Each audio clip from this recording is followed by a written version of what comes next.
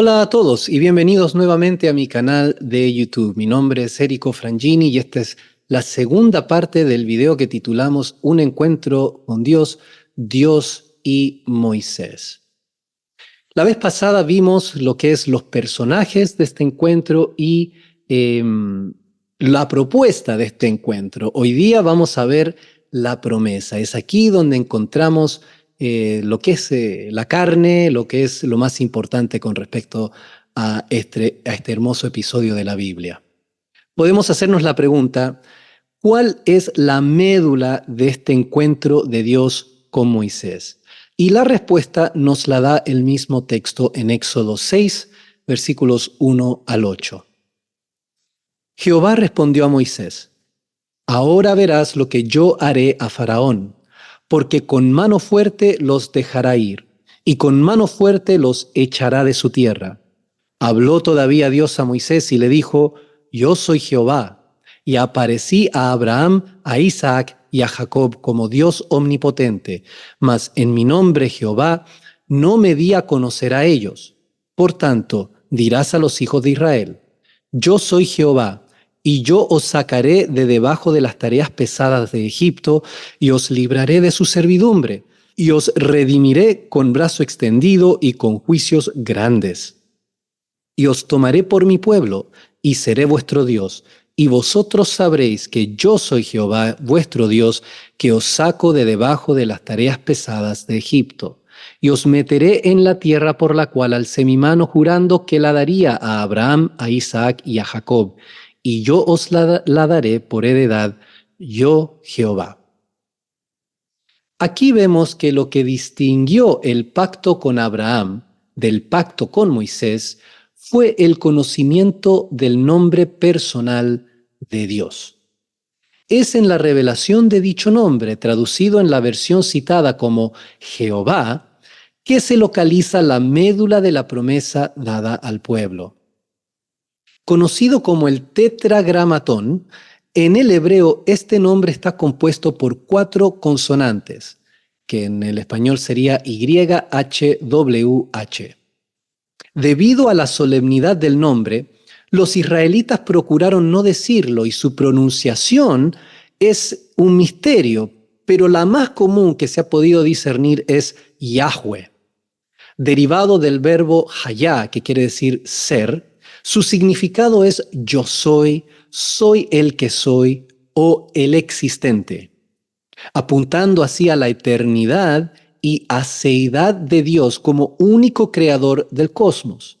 La aceidad de Dios es aquel atributo de la divinidad que enseña que Dios no necesita ni depende de nadie para su existencia, mientras que todo el cosmos depende de Dios. Dios no depende de nada ni de nadie para su existencia, Él es autoexistente. La idea del presente perpetuo, sin pasado ni futuro, ser absoluto, apunta también a la inmutabilidad del carácter de Dios y por ende de su promesa. Esto se expresa explícitamente al hacerse memoria del pacto con Abraham como motivo de la liberación e hincapié en el hecho que Dios oye los gemidos de los israelitas bajo esclavitud. No es que Dios se olvidó, no es que Dios tuvo que hacer memoria, como si Él estuviese sujeto al tiempo.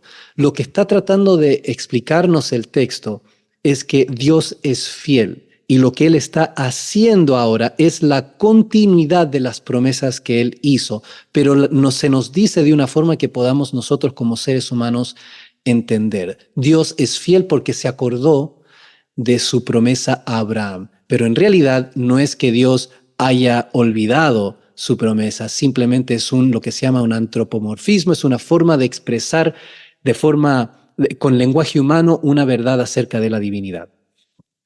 La revelación del nombre santo debe entenderse en el contexto del pacto. Al darles su nombre personal, Dios está entrando en un nivel más profundo de intimidad con los hijos de Abraham. La gran redención del pueblo tiene como fin la identificación del pueblo con Yahweh y de Yahweh con el pueblo. Y así dice entonces: os tomaré por mi pueblo y seré vuestro Dios, y vosotros sabréis que yo, Jehová, vuestro Dios, que os saco de debajo de las tareas pesadas de Egipto. Dios está estableciendo una relación de pacto, como una especie de matrimonio. Esa es, creo que, la analogía más clara para estas cosas. El pueblo le pertenece a Dios por redención y Dios le pertenece al pueblo por fe, que es la única respuesta apropiada a semejante redención. Aquí no hay participación del pueblo de forma activa en la obra de redención. En otras palabras, Dios no espera que el pueblo haga algo para salvarlos. Dios los salva por amor, por gracia, y como resultado de ese acto, entonces entra en vínculo con el pueblo de una forma más íntima que lo que hizo con Abraham. Recordaremos, y again los remito al video pasado que hicimos sobre el encuentro de Dios con Abraham. Como hijos de Abraham, los israelitas debían ejercer la fe que él tuvo, sobre todo porque la revelación que recibieron en el Sinaí fue superior a la que recibió el patriarca. Abraham no vio las cosas que vieron los judíos en la liberación del pueblo de mano de la esclavitud de los egipcios. Recordamos la película Los 10 Mandamientos, por supuesto, con todas esas señales extraordinarias, y el clímax de todos esos milagros es el partimiento del Mar Rojo, donde el pueblo israelita cruza por tierra seca, y cuando los egipcios quieren hacer lo mismo, se le vienen las aguas por encima y entonces se ejecuta el juicio de Dios sobre aquella nación, ¿verdad? Dicha fe, entonces, que deberían tener los hijos de Abraham, fue definida por el mismo Dios. O sea, es Dios quien estipula cómo se va a responder a este pacto. En Éxodo 19, versículos 5 y 6 dice así: Ahora pues, si diereis oído a mi voz y guardareis mi pacto, vosotros seréis mi especial tesoro sobre todos los pueblos, porque mía es toda la tierra. Y vosotros me seréis un reino de sacerdotes y gente santa. ¿Qué quiere decir entonces apropiarse del nombre de Yahweh, ser pueblo de Dios? Bueno, trae cierta responsabilidades, ¿verdad? Decir que uno es, o que el pueblo le pertenece a Dios y que Yahweh es nuestro Dios, trae ciertas responsabilidades que tienen como fin manifestar el carácter de Dios, ¿verdad? El pueblo de Jehová o del pueblo de Yahweh debe manifestar su santidad. Número 1, prestando atención a su palabra. Si diereis oído a mi voz, dice el texto. Número 2, siguiendo sus estatutos y guardareis mi pacto. ¿Cuál es el pacto? Bueno, la ley.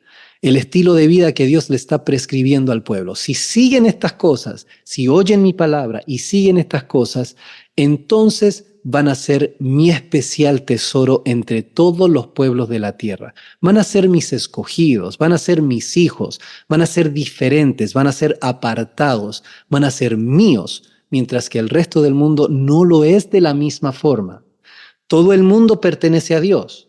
No es que Dios está renunciando al resto del mundo, sino que está diciendo que este pueblo va a ser una nación santa, un reino de sacerdotes, y que va a ministrar a las demás naciones el nombre de Jehová, la presencia de Dios en medio del pueblo. Esa era la función del pueblo judío cuando Dios hace de esta tribu de hebreos una gran nación, ¿verdad? Entonces, la solemnidad del nombre de Dios queda grabada en la misma ley. Primeramente en el tercer de los 10 mandamientos, recordaremos, donde se dice: no tomarás el nombre de Jehová tu Dios en vano, porque no dará por inocente Jehová al que tomare su nombre en vano. Y en segundo lugar, por su uso como firma irrevocable en al final de todos estos estatutos, como es el caso del pasaje que estamos considerando, donde termina todo diciendo: yo, Yahweh. O sea, esta es mi palabra, esta es mi firma, lo firma con su nombre. En Levítico capítulo 18, 19 y 20 vemos exactamente lo mismo. Israel debía reflejar dicha solemnidad por medio de la obediencia a la ley. Con la revelación del santísimo nombre de Dios, se está fijando la suma promesa que caracteriza el pacto mosaico y que le da su sabor distintivo, que es la presencia de Dios en medio del pueblo. No es una cuestión de simplemente la religión, es que Dios mismo establece su presencia en medio de este pueblo de forma especial. Es verdad que Dios es omnipresente, Él está en todas partes, no existe lugar donde la presencia de Dios no esté, pero de forma relacional sí hay diferencia, de tal forma que la presencia de Dios en un lugar como el infierno, por ejemplo, no es lo mismo que la presencia de Dios en medio del pueblo judío, en este caso con los hebreos. ¿Verdad? Lo que Dios está diciendo es que yo me relaciono con ustedes de forma especial y voy a manifestar esa relación poniendo mi presencia o estableciendo mi presencia de forma particular. Toda la vida de la nación revolvía literalmente alrededor de la presencia de Dios localizada en el tabernáculo, de tal forma que la forma en que Dios organiza todo el pueblo es con el tabernáculo, que es una tienda especial en el centro y todas las demás tiendas de las personas alrededor. Él ocupaba el centro de la nación. Allí se encontraba el arca del pacto que contenía los 10 mandamientos y sobre la cual se manifestaba la gloria de Dios, lo cual se llamaba Shekinah o Shekinah, que es una especie de nube reluciente. Encima del arca también el sumo sacerdote debía hacer sacrificio de expiación anual por los pecados del pueblo, el cual, sumado a muchos otros sacrificios, aplacaban la ira de Dios ante la rebeldía de la gente. Y eso es importante, porque si Dios va a estar en medio del pueblo, la gente tiene que o ser perfectamente santa para no ser consumidos por la ira de Dios, o tiene que haber un medio a través del cual la ira de un Dios todo justo y santo debe ser aplacada, debe ser propiciada, si se quiere, ¿verdad?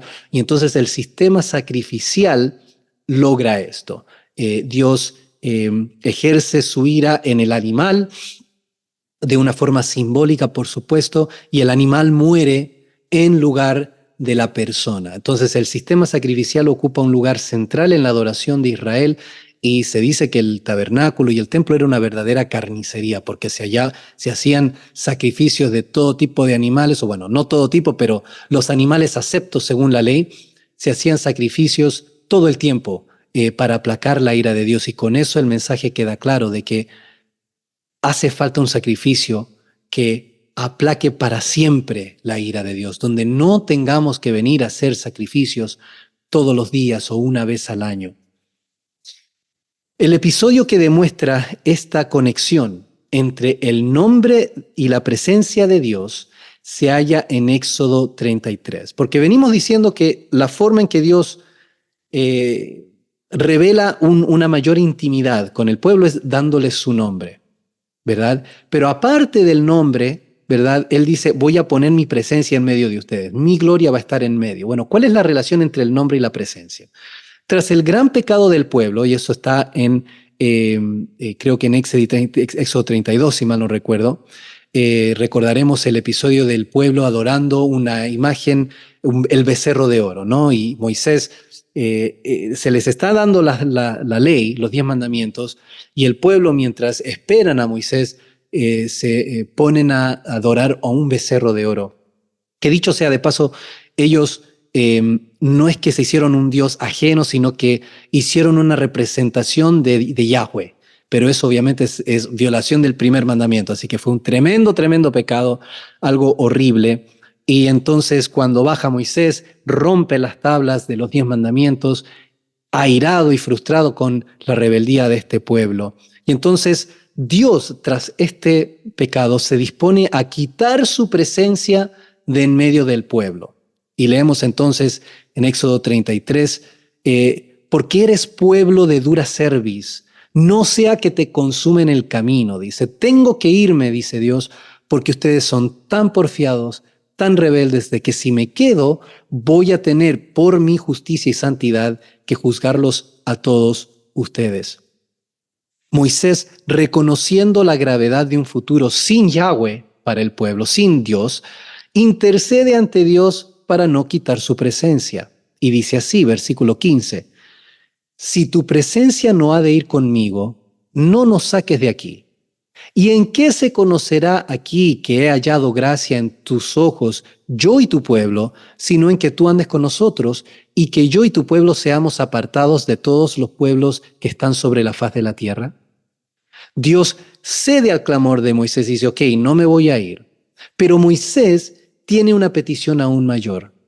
Te ruego, versículo 18, que me muestres tu gloria.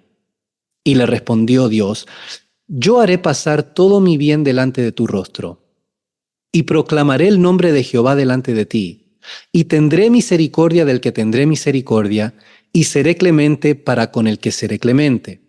Dijo más, no podrás ver mi rostro, porque no me verá hombre y vivirá.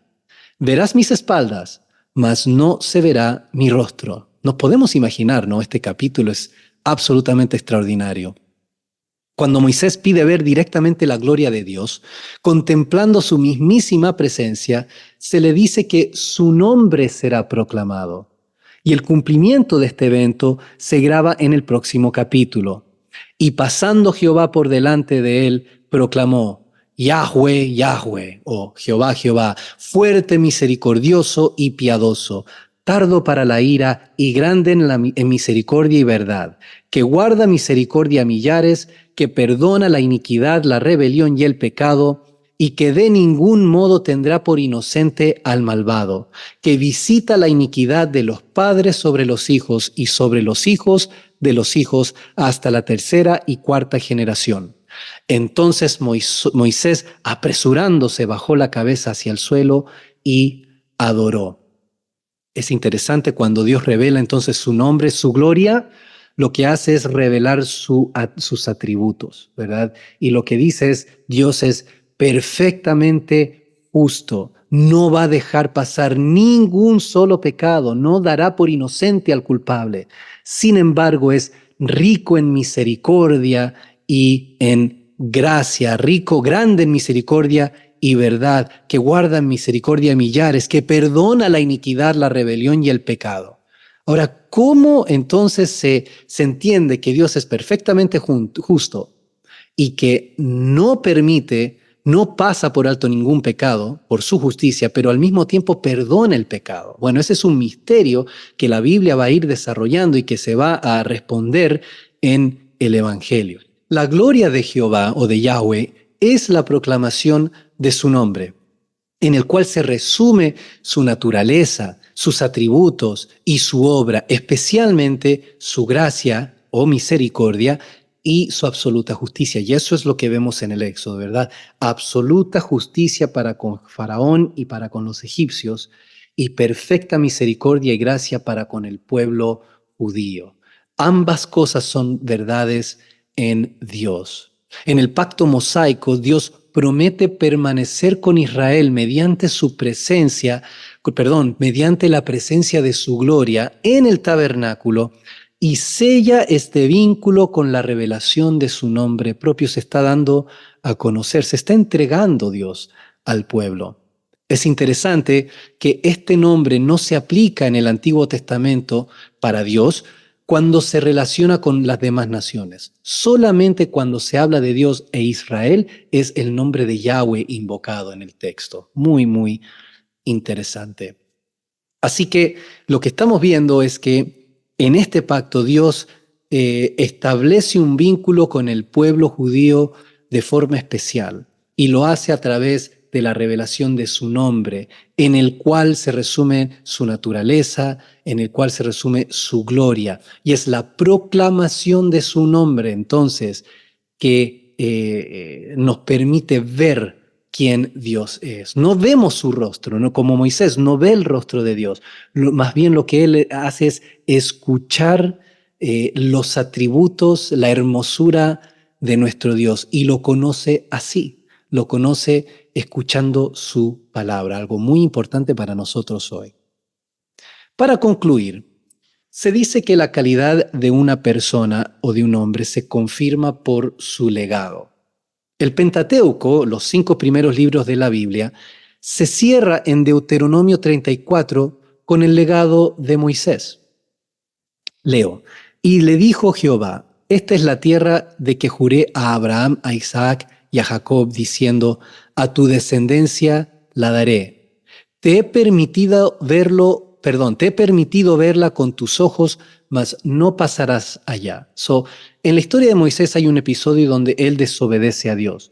Dios le dice que le hable a una piedra para que ésta produzca agua. Los judíos están en el desierto por su rebeldía. 40 años andan en el desierto sin tener lugar propio para donde establecerse. Entonces, en uno de esos episodios, el pueblo tiene sed y Dios manda a Moisés a hablarle a la piedra, a la peña, para que Dios le pueda dar agua. Y entonces lo que hace Moisés, desobedeciendo, es golpea la piedra con su vara. Y entonces, a raíz de esa rebeldía, a raíz de ese pecado, Dios le prohíbe a Moisés entrar a la tierra prohibida. Sin embargo, en su gracia, sí le permite verla. Y es aquí donde estamos en este episodio. Te he permitido verla con tus ojos, mas no pasarás allá. Y murió allí Moisés, siervo de Jehová, en la tierra de Moab, conforme al dicho de Jehová. Y nunca más se levantó profeta en Israel como Moisés, a quien haya conocido Jehová cara a cara. Tremendo legado, ¿no? El hombre que conoció a Dios, que vio a Dios cara a cara. Nuevamente cara a cara en el sentido casi metafórico, porque el texto dice que no vio la cara, vio las espaldas de Dios, pero de la perspectiva del pueblo, Moisés estuvo con Dios. Nadie más se podía acercar a Dios de esa forma, solo Moisés. Y por eso entonces ese es el legado de Moisés. Una figura excepcional, que vio la gloria de Dios, que fue poderoso instrumento en sus manos para dejarnos la base de su revelación, el Pentateuco. Es Moisés quien escribió los 5 primeros libros de la Biblia, allí fue el fundador de Israel. Moisés fue un hombre excepcional, pero por causa de su pecado fracasó tristemente en 2 cosas. Primero, como hemos visto, no pudo entrar en la tierra prometida y segundo, no pudo ver el rostro de Yahweh. Pero su historia no termina allí, porque mucho más adelante, casi 1000 años después, leemos en Mateo 17, 1 al 3. 6 días después, Jesús tomó a Pedro, a Jacobo y a Juan su hermano, y los llevó aparte a un monte alto, y se transfiguró delante de ellos, y resplandeció su rostro como el sol, y sus vestidos se hicieron blancos como la luz. Y he aquí les aparecieron Moisés y Elías hablando con él. Moisés finalmente pudo estar en la tierra prometida y, más importante aún, ver el rostro de Yahweh, de Dios, en la persona de Jesús, ya que, como Jesús diría, el que me ha visto a mí, ha visto al Padre. El mensaje es claro. Dios es fiel para cumplir sus promesas y los que le siguen nunca serán decepcionados. Pero no nos adelantemos. ¿Qué pasaría con el pueblo tras la muerte de este grande entre los hombres, Moisés? Bueno, cuando hombres caen, Dios sigue llevando a cabo sus planes, los cuales continuaremos viendo en el próximo video.